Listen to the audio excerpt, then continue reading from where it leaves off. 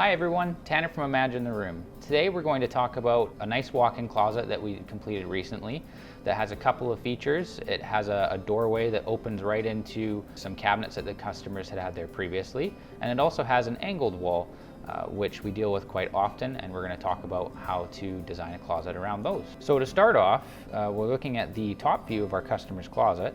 Previously, as you open the door, the very first thing they had there was a very large pre-built cabinet with some drawers and doors. As we look at their before picture, you can see that this cabinet, there's nothing wrong with it. They had it well used on the inside. But one of the problems with it is that it was very large. It was almost 2 feet deep, and this closet was only about 6 feet wide. And as soon as you start to think about, opening those drawers or opening those doors, you start cutting into your space quite a lot.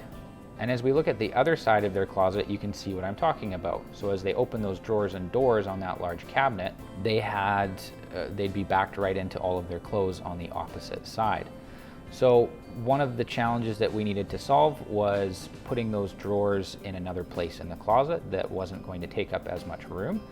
And as you can see in the second before picture, they had an angle on their wall that they wanted to utilize, but they weren't sure how. So as we look at our top view drawing here, we decided to actually not put any cabinets on the angled wall. We get asked a lot about doing that.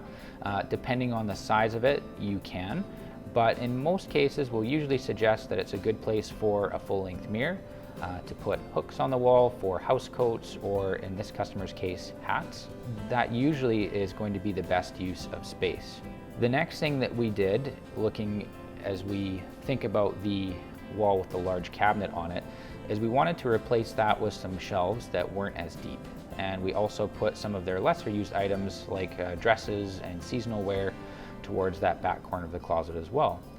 So as you can see here, we put 14-inch deep shelves that are plenty deep enough for shoes with a couple of inches to spare. And those are also deep enough to do folded sweaters, pants, pretty much anything else that you can think of.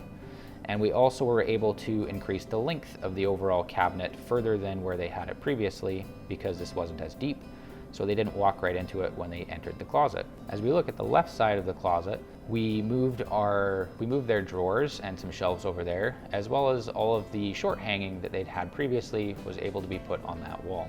This is a great design. We use it all the time. It's very symmetrical to put your drawers and shelves in the middle, and it can also serve as a natural his and hers type division in the closet. So lastly, we're going to look at the after pictures.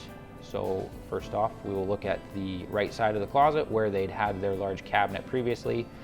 Now they've got their narrower shelves and their long hanging, and they also have shelves above that long hanging, so none of that space is wasted. And they've got room to spare. They don't even have it full yet. On the left side of the closet, we see an excellent example of how to use that angled wall. They've got their hats hung up on the wall, a full-length mirror to the right of that, and then they have these beautiful drawers and shelves, and they've actually found some white baskets that match perfectly to go along with everything else. Thank you everyone for joining us. We're so happy to have you along to learn how to design these closets, and we'll be doing lots more of these in the future. If you have a closet that you would like to have us go over, please send us some pictures, and we'd love to feature you on our channel and get a design going for you. Thank you and have a great day.